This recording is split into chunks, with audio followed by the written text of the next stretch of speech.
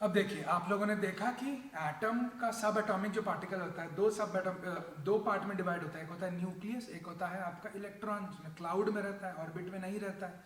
क्यों ऑर्बिट वाला concept false, वो गलत है, वो हम लोग पढ़ेंगे कि क्यों गलत है। बट अभी समझिए कि एटम का दो भाग होता है, न्यूक्लियस और इलेक्ट्रॉन। अब देखते हैं कि एटॉमिक नंबर क्या होता है और मास नंबर क्या होता है। बहुत इंपॉर्टेंट कॉन्सेप्ट है एटॉमिक नंबर और मास नंबर।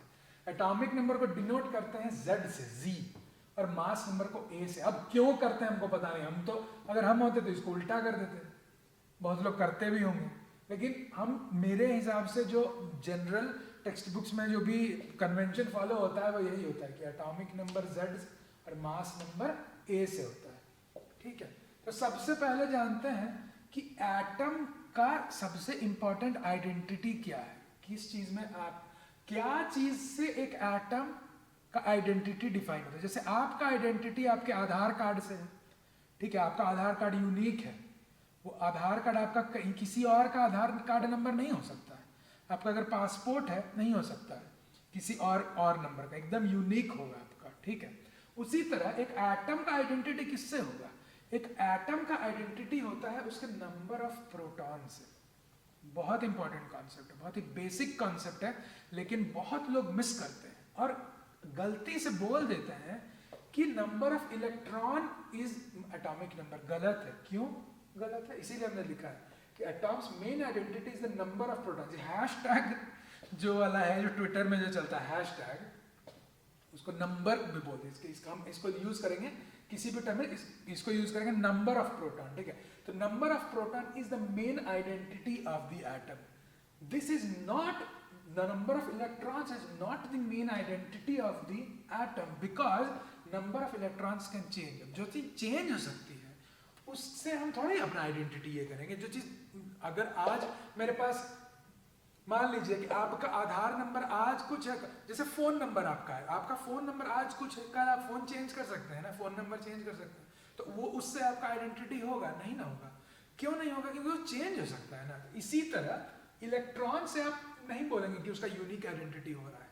यूनिक आइडेंटिटी आपका प्रोटॉन से होगा। प्रोटॉन चेंज नहीं करता है, इलेक्ट्रॉन चेंज कर सकता है, इसीलिए इसका यूनिक आइडेंटिटी नहीं होगा। इसी यूनिक आइडेंटिटी को क्या बोलेंगे? एटम का unique identity atomic number. Simple concept है इसका। यूनिक, जैसे आपका रोल नंबर होता है उसी तरह एटॉमिक नंबर। एक एटम का यूनिक आइडेंटिफायर आपका हो गया एटॉमिक नंबर, है ना। तो इसको Z से डिनोट किया। तो जैसे कि कार्बन का यूनिक आइडेंटिफायर जो है एटॉमिक नंबर वो है 6। इसका मतलब क्या है कि कार्बन में कितने प्रोटॉन है? 6 प्रोटॉन है। इससे बस इतना ही पता चलता है एटॉमिक नंबर से कि 6 इसके पास प्रोटॉन है। नाइट्रोजन के पास क्या है? नाइट्रोजन के पास 7 प्रोटॉन है। इसी तरह हाइड्रोजन आपको पता होगा, बताइए हाइड्रोजन के पास कितना होता है? 1 होता है। हीलियम के पास 2 होता है। इसी तरह जो हमारा जो एटॉमिक अपना जो पीरियोडिक टेबल है ये इसी से सजा हुआ है, एटॉमिक नंबर से। हाइड्रोजन, फिर हीलियम, फिर लिथियम, है ना। इसी तरह से हाइड्रोजन का 1, हीलियम का 2, लिथियम का 3, है ना, बेरिलियम, बोरॉन, कार्बन, ऑक्सीजन। इसी तरह आगे बढ़े तो कार्बन का 6 हो गया, नाइट्रोजन का 7 हो गया, इसके बाद आएगा 8 ऑक्सीजन, ठीक है, उसके बाद आगे बढ़ेगा उसी तरह से। ये हो गया आपका एटॉमिक नंबर। अब देखते हैं मास नंबर क्या होता है। मास नंबर जैसे atomic number number of protons, उसी तरह mass number number of nucleons. अब न्यूक्लियॉन्स मतलब क्या? न्यूक्लियस के अंदर जो है वो हो गया न्यूक्लियॉन। सिंपल कॉन्सेप्ट है। न्यूक्लियस के अंदर क्या है? न्यूक्लियस के अंदर है आपका प्रोटॉन और आपका न्यूट्रॉन। तो इन दोनों का जो समेशन, जो एग्रीगेट, जो सम होगा उसी को कह देंगे हम लोग मास नंबर। तो number of protons plus the number of neutron, जो नंबर आएगा वही हो जाएगा आपका मास नंबर। तो इसी तरह कार्बन का देखिए,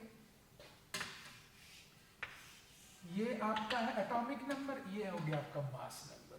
तो एटॉमिक नंबर नीचे ऐसे डिनोट करते हैं, इसको ऊपर डिनोट करते हैं। आप यहाँ भी लिख सकते हैं, बहुत कोई लिखते हैं, हमको इसी तरह लिखने में अच्छा लगता है। तो 6 इधर, इसको लिखने का भी जरूरत नहीं है 6, क्योंकि ये चेंज ही नहीं होगा। तो आप कभी नीचे वाला बहुत कम देखेंगे। ये C लिख दिए मतलब 6 हो गया।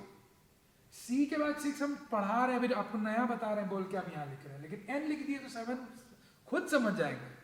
N है मतलब 7 है, कोई दिक्कत नहीं, एकदम वही होगा और कुछ नहीं हो सकता।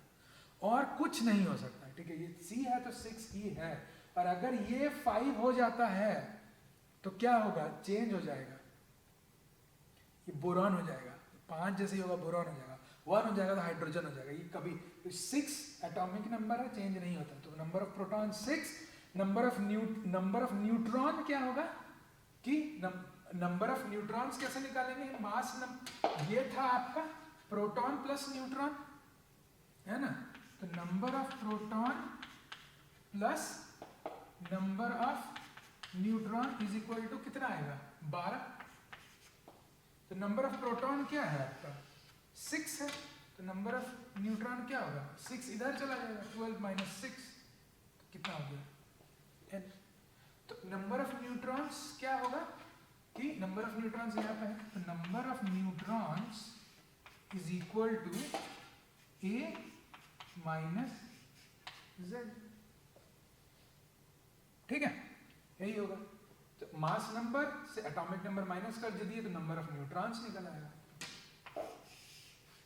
इसी तरह आपका नाइट्रोजन का भी एक एग्जांपल है यहाँ पर, ठीक है। अब देखिए बहुत इंपॉर्टेंट कॉन्सेप्ट है, बहुत लोगों को नहीं ये पता होता, आप सीखिए यहाँ पे, आप यहाँ पे पढ़ रहे हैं इसीलिए। न्यूक्लियस को चेंज करना नामुमकिन है, नामुमकिन ही बोल रहे हैं अभी, बिकॉज वो वाला जो फंडा है कि किसी यूनिक केस में चेंज होता है, वो हम बताएंगे कब होगा। लेकिन for all practical purpose chemistry का जो नॉर्मल जो केमिस्ट्री होता है लैब में, घर में, बाहर में, ये सब नॉर्मल जितना भी केमिस्ट्री होता है, उन सब केस में आपका न्यूक्लियस एक्सट्रीमली स्टेबल है, इसीलिए न्यूक्लियस नहीं चेंज करता है कभी भी। किसी चीज़ का न्यूक्लियस चेंज करवाना बहुत ही कठिन काम है, जनरली केमिस्ट्री के दायरे में चेंज नहीं होगा। अब न्यूक्लियर केमिस्ट्री जब चले जाएंगे, आप सुने होंगे न्यूक्लियर पावर वाला जो होता है, न्यूक्लियर वॉर, न्यूक्लियर वेपन्स, उसमें आपका न्यूक्लियस चेंज होता है, बट वो बहुत ही एक्सट्रीम केस है, उस केस को हम लोग यहाँ पे नहीं पढ़ रहे हैं, है ना। वो केस अलग से हम अलग चैप्टर में आपको डील करेंगे, लेकिन अभी आप ये समझिए कि न्यूक्लियस नहीं चेंज करेगा। तो मान लीजिए कि न्यूक्लियस अगर नहीं चेंज कर रहा है तो आप कार्बन को नाइट्रोजन कभी नहीं बना सकते। आप अगर कार्बन का लिए हैं अगर एटम, तो कार्बन के एटम को नाइट्रोजन बनाने के लिए आपको क्या करना होगा, इसको 6 को आपको 7 करना होगा। 6 को 7 कैसे करेंगे कि 6 प्रोटॉन था, आपको 7 प्रोटॉन करना होगा, है ना। 7 प्रोटॉन कैसे करेंगे, आपको प्रोटॉन कहीं से ला के उसमें आपको डालना होगा उसके न्यूक्लियस में, बट न्यूक्लियस तो स्टेबल है, उसको तो ये सब करने वो देगा नहीं। आप लेके जाइएगा प्रोटॉन और बोलिएगा कि हम वहाँ पे रख देंगे, नहीं होगा, इम्पॉसिबल, वहाँ नहीं हो सकता है, एक्सट्रीमली स्टेबल है, वहाँ पे नहीं होगा। तो आप कार्बन को नाइट्रोजन में नहीं कन्वर्ट कर सकते, आप किसी भी एक एलिमेंट को दूसरे में नहीं कन्वर्ट कर सकते, क्योंकि न्यूक्लियस आपका बहुत स्टेबल है। फिर से बता रहे कि ये तभी पॉसिबल होगा जब आपको न्यूक्लियर फोर्सेस में आप चले जाएंगे, न्यूक्लियर केमिस्ट्री में वो नहीं डील कर रहे हैं अभी, नॉर्मल केमिकल प्रोसेस में ये पॉसिबल नहीं है। तो एक चीज जब होता था ना, एल्केमी का जो कॉन्सेप्ट था, केमिस्ट्री शुरू भी हुआ था एल्केमी से। केमिस्ट्री जब शुरू हुआ था लोग सोचते थे कि हर चीज को गोल्ड में कन्वर्ट किया जाए, हर चीज को गोल्ड में कन्वर्ट किया जाए। तो जितने भी केमिस्ट लोग थे उनका एक ही गोल था कि आप गोल्ड बना दें। उनके लिए खराब न्यूज है ये तो।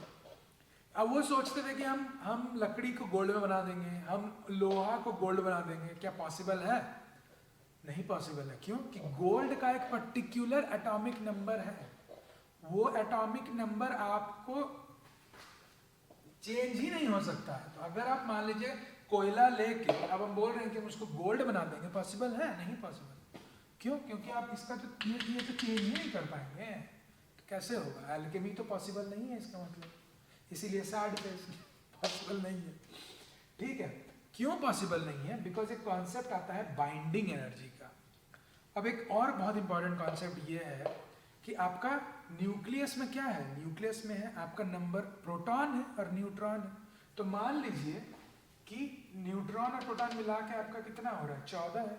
तो इसका जो वेट होगा, जो मास होगा, 7 न्यूट्रॉन और 7 प्रोटॉन का जो मास होगा, उसी का कॉम्बिनेशन से इसका मास होना चाहिए। तो न्यूक्लियस का मास कितना होना चाहिए?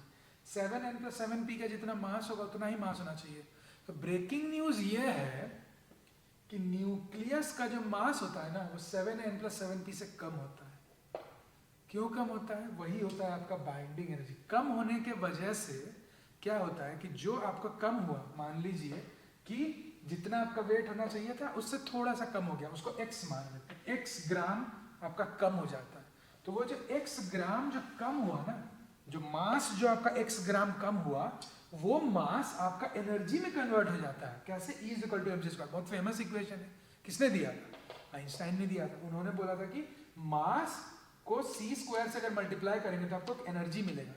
तो जो न्यूक्लियर एनर्जी, जो बाइंडिंग एनर्जी है, न्यूक्लियस की जो बाइंडिंग एनर्जी होती है, ये जो डिफरेंस क्रिएट हुआ ना कि न्यूक्लियस का जो एक्चुअल जो मास है और होना चाहिए था, तो एक्चुअल मास तो उसका कम है, तो कम जो हुआ, मान लीजिए x ग्राम से कम हो गया, तो उतना ही एनर्जी वो छोड़ देगा, एनर्जी रिलीज कर देगा।